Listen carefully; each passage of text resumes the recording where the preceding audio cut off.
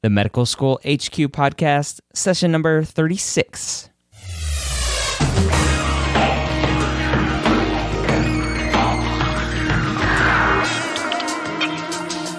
Hello, and welcome back to another session here at the Medical School HQ podcast. I am your host, Ryan Gray, and we are the podcast about medical school. Whether you are a freshman in college, a senior in high school, in medical school now, or a resident, hopefully we have information for all of you to take your knowledge of becoming a physician to the next level. Today, I am back in the studio with my lovely co-host, Allison. Hey, everybody. And we're going to kind of flip the books on you today. She's going to interview me because I seem to get a lot of questions about what it's like to be a flight surgeon. So she's going to interview me and ask me some questions about being a flight surgeon in the Air Force, and I'll answer them the best I can. Before we get started with that interview, or her interview of me, a couple things that we like to mention here at the beginning of the podcast. We got 3 great 5-star reviews this past week. One from future Dr. Ben saying, absolutely a must for pre-meds to listen to. So thankful for your podcast, Dr. Gray. And he goes on saying he's thankful. So thank you, future Dr. Ben. We have RC Pre-Med. He says, or she says, great podcast for any pre-med. And then we have Austin Newsom, who says valuable information. So thank you guys for those 5-star reviews and ratings. It's awesome. It helps us in iTunes. For those of you who haven't left a review yet or a rating yet, it helps us in iTunes. They have some voodoo algorithm that ranks podcasts, and the more reviews we get, the more ratings we get, the more likely other people are to find us in the iTunes podcast store. So if you haven't done yet and you like our podcast, go to medicalschoolhq.net/iTunes and you can leave a rating or review there. You can also do it in the actual podcast app if you're on an iOS device. So a couple different ways to leave a review. And we greatly appreciate every review, every rating that you guys give us. A couple other ways you can interact with us. I want to mention we're on Twitter at Medical School HQ. You can email us feedback at medicalschoolhq.net. Or if you have a specific question for myself or Allison, you can email us directly, Ryan at medicalschoolhq.net or Allison at medicalschoolhq.net, and that'll go directly to each of us. The third and probably best way to carry on the conversation from today's podcast is actually go to the show notes. And you can go to the show notes for every podcast at medicalschoolhq.net and then the session number. So today's is medicalschoolhq.net/session 36.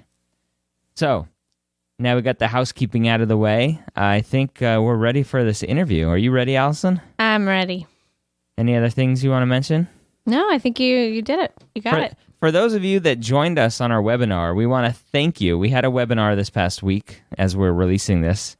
This podcast will go live on July 31st. Oh, last day of July. Yeah, July 31st. We had a podcast on July 25th and talking about the biggest mistakes. Oh, the webinar, yeah. Yeah, the webinar. The biggest mistakes we made as pre-meds. It got off to a rough start, but I think we finished strong. We had some technical difficulties. We're awesome at podcasting, but that was our first webinar. So if you joined us and this is the first time you're listening to our podcast because of the webinar, welcome. Go back and listen to all the other great episodes we have. And hopefully we'll do a lot more webinars in the future. Yeah, thank you guys for listening. We had a really good time. All right. So interview from me to you. So we are going to talk about what Ryan does as a flight surgeon, because as he said, so many pre-meds out there and medical students write in and ask us, what does that mean? You know, talk about military medicine. What do you do every day? So I'm going to start by asking Ryan, what is a flight surgeon? And I'll just mention that when I first heard the word, maybe you guys have had the same thing. I thought it meant operating in the sky. And that's definitely not what he does. So let's ask you, Ryan, what is a flight surgeon? I think that's the biggest misconception out there is everybody goes, wow, you operate on a plane? I mean, that's awesome. And the answer is no, I do not. I like to tell people I'm basically a family practice doc for a specific population of Air Force members. And that specific population is pilots, load masters. They're the ones that make sure all the weight is balanced in the back of the plane and push around pallets and stuff. Engineers, flight engineers on planes. We have missile operators and space operators and the little drone pilots now. And we take care of air traffic controllers. Basically anybody that is around or involved a lot of the kind of very important stuff that goes on in day-to-day operations in the Air Force, their medical standards are much higher than a normal Air Force person. And that's my job. I'm the medical standards expert. And I make sure that they meet all those medical standards and are able to continue to do their job. So that's it in a nutshell. I work in an office, a normal office on the ground, not in the sky. I do get to fly. That's part of my job. I'm required actually to fly. So once a week I go and fly, and sometimes I post fun pictures on Twitter or Facebook about my flying endeavors. What kind of planes are you flying? So right now I fly around in a KC-135, which is a big gas station in the sky. It's like flying commercial. It's just a big jet and flies around. It's really loud though because they removed all the normal insulation that a regular plane has, and so it's loud and cold and not the most comfortable ride. But I've also been in C5s and C17s, which are huge cargo planes. And I've been in an F-16 and have actually flown an F-16. That's awesome. Yeah. So that's been the highlight, I think, of my flying career so far. And for those that don't know, I have my private pilot's license. I got it last year because I love aviation. And so I always try to bribe the guys that I fly with now, the KC-135s. I always try to bribe them to get in the quote-unquote driver's seat, but they haven't let me yet. So, question, why are you required to fly every week? So, part of my job is to make sure, every time I see a patient, is to make sure that they are safe doing what they do in the sky with whatever condition they're coming to me with. So, if somebody comes into me with knee pain and they're a pilot, I have to know what it's like for a pilot to fly a plane. And part of the training to become a flight surgeon involves actual flying. So even though I have my private pilot license, before then I actually did some flying with my flight medicine course to learn how stressful it is to be in a cockpit and fly a plane, and how many stimuli there are, and you get oversaturated with all the tasks that need to be done. And so if somebody comes in with knee pain and I know they're flying a big heavy jet and they're pushing on rudder pedals, which help steer the plane, and just like power steering goes out in your car, the power that controls the rudder can go out, and they need to forcefully push on those things. And if they have knee pain, they might not be able to do that. So I might ground them, what we call DNIF, duties not to include flying. I might ground them and suspend them from flying. Wow, that's a heavy responsibility. Yeah, so basically, I need to fly so that I know all the stresses that they have day in and day out. Right.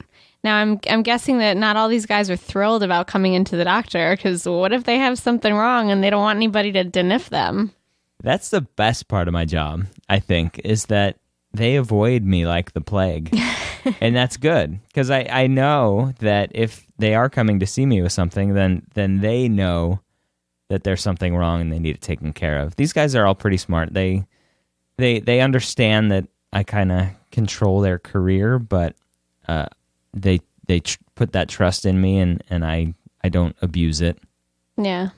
Yeah, it seems even kind of more sacred or special than the trust that someone might have with their doctor who they go to see in the office, because they're really making sure that every single day when they get up there in the plane that you've said that it's okay to fly. So that's pretty awesome. All right. So switching gears a little bit. So how did you come to be a flight surgeon? That is the $1 million question. I have lots of $1 million questions. That's one of them. I went to medical school knowing that I wanted to be an orthopedic surgeon. Period. End of story. That's what I wanted to do. And because I went to medical school on the health profession scholarship, the military had some decision-making control in my residency application. And part of residency applications involves what's called the match. So before the match, I had to apply to the military version of the match. And I applied to orthopedic programs, and the military said, no, we don't need you for orthopedics. Just go apply for a 1-year internship as a civilian. And so that's what I did. And then I did that year internship at a civilian hospital here in Boston and reapplied to the military match, and again was told, nope, we don't need you for orthopedics still. You are now going to be a flight surgeon. So the military kind of cut my postgraduate education off, and said, you're going to be what we call a general medical officer, meaning only 1 year of quote unquote residency training, and you're going to be a flight surgeon. So if you wanted to go and complete a residency, either civilian or military, is that an option for you? At this point, yes. Once you work a year or two, you can reapply to the postgraduate. And when you asked, or when you said before, the military didn't need me, what did you mean by that? How do they decide who they need for whatever specialty? So, without getting too in-depth, because it's a pretty crazy topic, every year they sit down and figure out how many people they're going to need in several years, kind of forecasting their needs. And you see that list when you're applying to the military match, and orthopedics is super competitive, and they really don't need a lot of them, because with military medicine now, they're more and more going to what's called just a super clinic. They're getting rid of a lot of their big hospitals where an orthopedic surgeon might operate. And so they don't really need a lot of orthopedic surgeons anymore. A lot of the orthopedic services, the orthopedic care is kind of sheltered off base now. Okay. So you got sort of diverted by the Air Force into flight surgery, but seems like actually you really love it. So it was a good diversion for you. Yeah, it is a good diversion. And one quick correction, it's actually not called flight surgery. So it's one of those things, that's okay.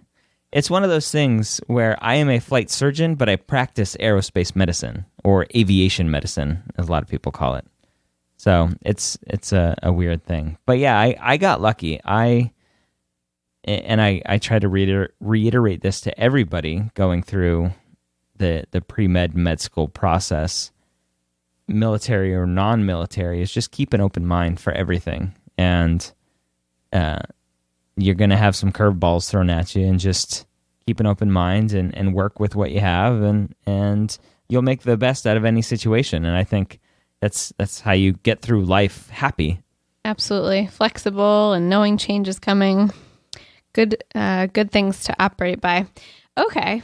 And folks, by the way, I make mistakes all the time about military jargon and even what Ryan does. So believe me, I'm fully aware of what he does, but it gets confusing for us civilians. So good to have a reminder there. Okay. So Ryan, you mentioned that you did your internship in a civilian hospital here in Boston. So can you just briefly tell us about what are some major differences that you've seen in the practice of civilian medicine, something like what I do, versus what you do in military medicine now? Really, there isn't much difference at all. Patients come and see you, you diagnose them, you treat them, and you send them on their way. There are some caveats to that because you have to think about their diseases and their conditions in terms of military service. So as a physician, I'm always trying to think of whether or not this condition is compatible with military service, or whether or not we might have to start a process to maybe medically retire somebody. But other than that, it's really the same day in and day out. I don't have a lot of the insurance difficulties probably that a lot of physicians have, since all of our people are insured. That's nice. Yeah, that's very nice. And so if I want a test done, the test typically gets done without much hassle. That is nice. Okay. And I know, just because we know each other so well, you have also talked some about the difference in the hierarchy, or just the way that people relate to each other on the job. I mean, I think, I don't salute when I go to work. There are some military things that kind of pervade, I think, a little bit, just from my observations. Can you tell us just a bit about that?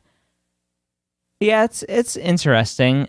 I think being called sir all day long is a little strange, and walking around and making sure that you're always looking around to see if somebody higher ranking's around, if you might have to salute them, and quickly switch hands with what you're carrying so you can salute with the proper hand. I would never salute with the wrong hand. Maybe once, but we won't tell. And that's indoors too? I thought you only had to salute outdoors. Only saluting outdoors. Okay. Only saluting outdoors. All right. But so, I mean, there could be someone who is a nurse or a physical therapist, or, a different not branch, but different part of the team in the practice of medicine who could be your superior, right? Which is different than kind of the traditional model in the civilian world. So that's pretty cool. It's kind of a different way that it works a little bit. Yeah, it's interesting. It's kind of all mixed up, but we're all cordial and get along, hopefully, and it works well. Yeah, and what I've noticed, again, just observing when I've come to visit you at work, it just seems like people really do have that respect and just teamwork, and it's just reinforced all around you. So I think that that's great, because we aim for that in the civilian world too. We have to work in teams, but I think when there's a structure around it, it's less hard, or less easy for it to break down, kind of as it sometimes can in the civilian world when teams are not working well.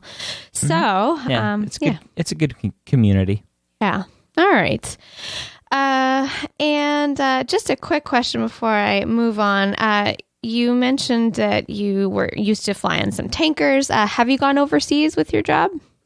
Yeah, so that's another popular question, whether or not I've deployed. And I haven't deployed yet, but I have been overseas to some of the places where we're at war, just jumping on a plane and flying over there with the air crew. So I've been to a bunch of places in the desert and have hung out for a couple days here and there, but never for prolonged periods of time. And that's really the best time that I have as a flight surgeon, when I can jump on the plane as an air crew member and just hang out with the guys and the girls. And honestly, that's where they kind of open up, because I'm not sitting in front of my electronic medical record system. Oh, you have that too. able to type in all of their questions and concerns right on the spot. So that's when they ask a lot of more questions that they might get in trouble for asking in an office setting. Like, hey, doc, I've been meaning to ask you about this. Yeah, I have a friend. Right. My friend is feeling every time she goes to the bathroom. No. Okay. Well, that's awesome. So it sounds like there are so many perks to your job that, we would never, as civilian physicians, have the opportunity to participate in. So that's, the flying and the flying overseas, flying around the United States. And I know you also go to courses. You're going to one this week. So it's pretty cool. So let's talk about, and you already talked about this a little bit, but can you highlight for us some of the things that you really love about your job, and then just highlight for us a couple things that you think could be better, a couple things that you don't like as much about your job as a flight surgeon?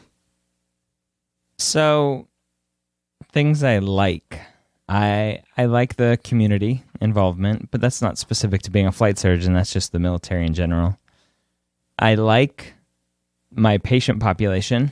A lot of you people that are listening, students out there listening, are going to go into primary care specialties, orthopedics, radiology, whatever you're going into. A lot of your specialties, you're going to be dealing possibly with patients that come to you looking for an excuse to get out of work. My patients come to me, or my patients avoid me for the most part because they love to work. They love their job. They love flying. And that's, I find, a very unique situation where if my patients are sick, they are desperately trying to get healthy again. And I think that's the best part that I like about my job. That's awesome. I wish every patient had that mentality that, gee, help me so I can, or let's help each other so that I can get better. And, not to say anything bad about people in this country, but there's a lot of sort of abuse, I think, of disability, and it's just kind of sad. But anyway, that's a topic for another day. So, but it sounds like your patient population is really cool. So highlight a couple things that you don't like, things that could be better as a flight surgeon. There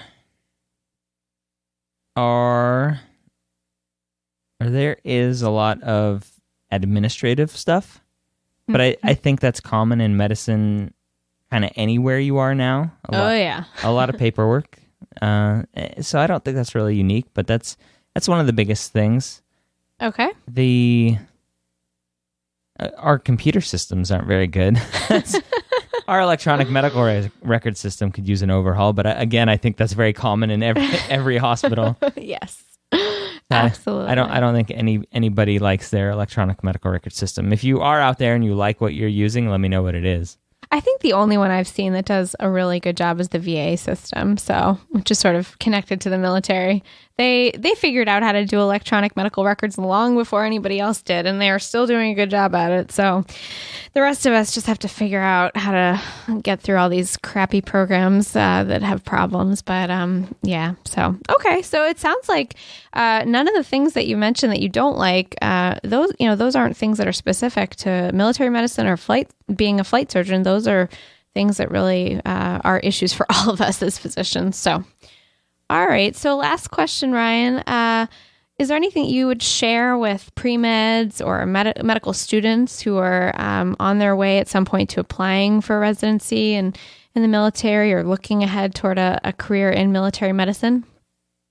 So I would highly encourage everybody out there to look into the military for a possible job or career to pay for medical school. It's a great deal for you. You get medical school paid for. You owe 4 years of active duty service, and it's a great life. You have to be flexible. You're gonna be deployed most likely. You're gonna have to move around most likely. You might not get exactly what you want, but for me, I could turn around at the end of next year when my commitment is up and apply to orthopedics and do what I set out to do. I don't know if I'm going to do that, but if I did, all it did was delay what I'm going to be doing for the rest of my life for 4 years. And in those 4 years, I had an awesome adventure that I would never had before. How many people get to fly a frickin' F-16? Not many. So I think the odds are higher that you get struck by lightning than get to fly an F-16. So it's an amazing job, and I highly encourage anybody to go out there and look for it. or look into it. You have to be a little bit flexible. You have to be willing for a little of adventure. You have to be willing to not. You have to be willing to give up a little bit of control of your life. And for me, I was single when I took the scholarship, and then I met Allison the first week of medical school. So that kind of threw a wrench into doing whatever I wanted. And now she's dragged along with it. So your partner in life is going to have to be willing to put up with some of the issues as well. Mm-hmm. And yeah, I can just speak about that for a second as a spouse of a military man. When Ryan and I met, I mean, I had never thought in a million years that I would necessarily marry someone in the military, because I always thought, well, that involves a lot of moving around, and I wanted to be in the Northeast forever, and I just didn't have a lot of perspective, and that's something that I really learned as being as a military spouse. When Ryan was in, for the last couple of years before this past year, I was still in my residency in neurology in Boston, and Ryan was stationed at Dover in Delaware at the Air Force Base there. And it was really hard. We were long distance, and we were both really busy at work. And as a resident, it's really hard to get away and be able to get out of town. So it was really tough. But what I learned through that experience was that I really don't care where I live in the end. With some exception, but really what it comes down to is that what I care about is living under the same roof as my husband. And it taught me so much about that is so much more important than where you actually live, So, and yes, when we think about the future and could we have to move around? Yes, I would second that you have to be flexible and make sure that that your partner, your significant other, and your family can be supportive and on board with you about that plan. But we're in this, and hey, we'll figure it out. Yeah. So, yeah. But I also just want to highlight one other thing, which is that as a flight surgeon, Ryan is serving our country, and so I thank him for that every day. And I really have so much respect and admiration for all of the members of the military, the people who he serves with in flight medicine, and the people that I've met, and all of the service members out there, men and women, who every day fight for our country and give us the freedoms that we hold so dear by what they do and with their courage. So I just want to thank you, Ryan, publicly, and also just thank all of you out there who are listening, who are either in the military already or thinking about being in the military at some point. So, great. Well, unless we have anything else to talk about, I think we covered that subject pretty well. So, Ryan, thank you for sharing with us about what it's like to be a flight surgeon and how you got here and what you're doing. It was really fun to talk about it, and we'll move on to our next little segment here. So yeah, I want to talk about a project that Allison and I have been working on for the good part of a month or two now. We've been talking to listeners and people that come to our website on the phone, over Skype, and trying to figure out what is missing out there in the world of pre-med and medical school information. What kind of questions you guys had and just couldn't find answers to. What resources did you like? What resources didn't you like, and why didn't you like them? And one of the biggest things we kept coming back to was the fact that everybody out there loves a community that they could go to where they could trust the answers and they could get the answers that they wanted without having to dig around too much, without having to worry about asking a question and getting kind of quote unquote yelled at by the internet trolls. When we were talking to students, they talked about a lot of resources that are missing out there, like timelines on what it's like to go through medical school as a non-traditional student, timelines as a traditional student. There's the overwhelming statement was that there's just a lot of pieces to the puzzle, and there's no real way to put them all together easily. And so we've decided to create a membership community at medicalschoolhq.net. The membership community is going to be called the Academy, or the MSHQ Academy, whatever you want to call it. And it's going to have a community where users sign up using their real names and post into forums using real names. And we'll be able to actually build relationships with this. And I think with the collaboration that I'm hoping will take place, we'll be able to help everybody along the way get to where they want to go without having to throw anybody under the bus. And all those answers are going to be there. The experts are going to be there. Allison and I are going to be kind of the moderators of the forum, making sure everybody stays on topic and that the correct answers are being told and shared. Obviously, there's always going to be opinions out there, and that's okay as long as the opinions are kind of on topic as well. But along with the community, we're going to have a private Facebook group. We understand that most people these days are on Facebook, so as you're browsing around, stalking your ex-girlfriend or ex-boyfriend, you can post a quick question into the private Facebook group.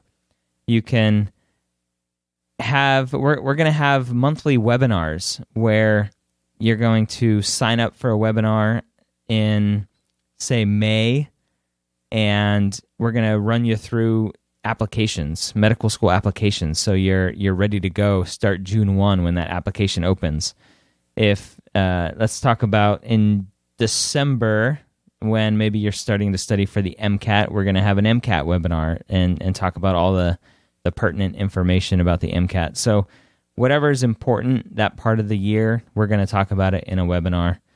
We're going to have some awesome discounts on test prep software, test prep packages through different companies, and so much more. We're just getting started with this, and we're working on it. We're building it behind the scenes, and we're excited to open it up in a couple weeks, hopefully, with a forum and get the ball rolling. So I want all you listeners out there, I invite you to come sign up to be on the waiting list. You can go to jointheacademy.net to be part of this awesome community that we're building.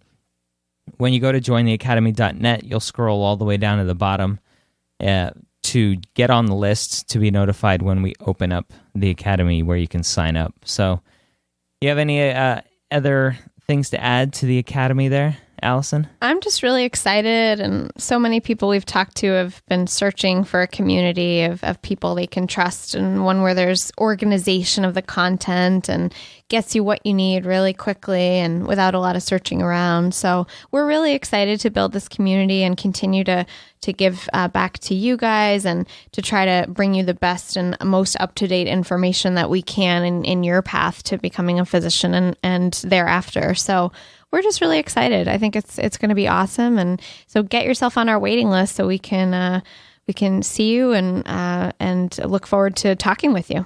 Yeah, and for those listening that might not want to join the community and are worried the podcast is going away, nothing else is changing. We're just adding the community, adding and building, adding and building. So jointheacademy.net, get on the waiting list, and we hope to see you as soon as we open.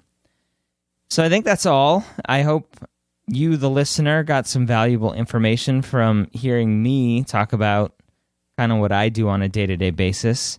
I hope you join us at the Academy, jointheacademy.net, get on the waiting list. And I guess until the next time, we hope to see you back here at the Medical School Headquarters Podcast.